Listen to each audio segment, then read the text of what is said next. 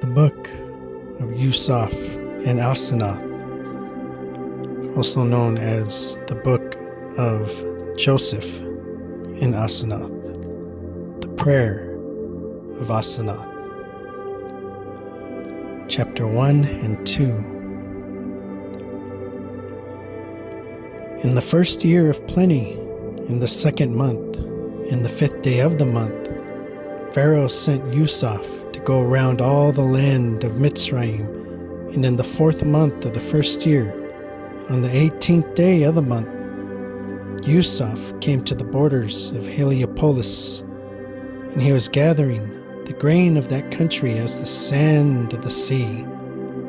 And there was a certain man in that city by the name of Potiphera, who was a priest of Heliopolis, and a satrap of Pharaoh, and chief of all Pharaoh's satraps and princes. And this man was exceeding rich and very sage and gentle. And he was also a counselor of Pharaoh, because he was prudent beyond all Pharaoh's princes. And he had a virgin daughter by name Asanath, 18 years of age, tall and comely, beautiful to behold, exceedingly beyond every virgin upon the earth. Now, Asanath herself bore no likeness to the virgin of the daughters of the Mitzrayim, but was in all things like the daughters of the Ivrim of the Hebrew, being tall as Sarah, and comely as Rivkah, and beautiful as Rachel. And the fame of her beauty spread across into all that land and into the ends of the world, so that by reason of all this, all the sons of the princes of the satraps desired to woo her. No, and the sons of the kings also, all young men and mighty, and there was great strife among them because of her, and they essayed to fight against one another. And Pharaoh's firstborn son also heard about her, and he continued entreating his father to give her to him, to be his woman, and saying to him, "Give me, father, Asanath, the daughter of Potiphera, the first man of Heliopolis, to be his woman."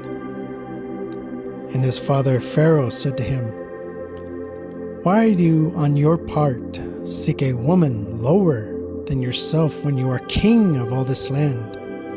No, but lo, the daughter of Joachim, the king of Moab, is betrothed unto you. She herself is a queen, and beautiful to behold exceedingly. Take then this one to yourself, to be your woman." Chapter 2. But Asanath set at naught and scorned every man, being boastful and haughty, and never had a man seen her, inasmuch as Potiphera had in his house a tower adjoining, great and high exceedingly, and above the tower was a loft containing 10 chambers. And the first chamber was great and very lovely, and paved with purple stones, and the walls thereof were faced with precious and many-colored stones. And the roof also of that chamber was of gold. And within that chamber a number of Elohim of the Mitzrayim of gold and silver were fixed. And all those Asanath worshipped, and she feared them, and she performed sacrifices to them every day.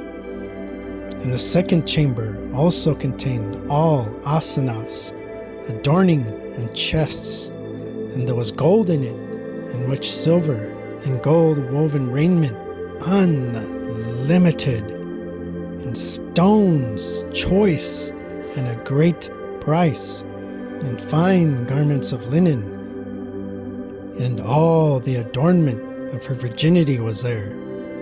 The third chamber was Asanath's storehouse, containing all the good things of the earth.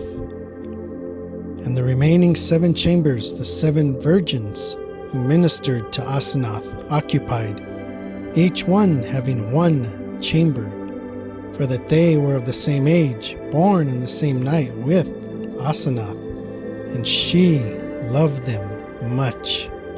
And they were also beautiful exceedingly as the stars of heaven, and never did a man converse with them, or a male child. Now Asanath's great chamber, where her virginity was fostered, had 3 windows. The first window was very large, looking over the court to the east. The second looked toward the south, and the third looked over the street. And a golden bedstead stood in the chamber looking toward the east.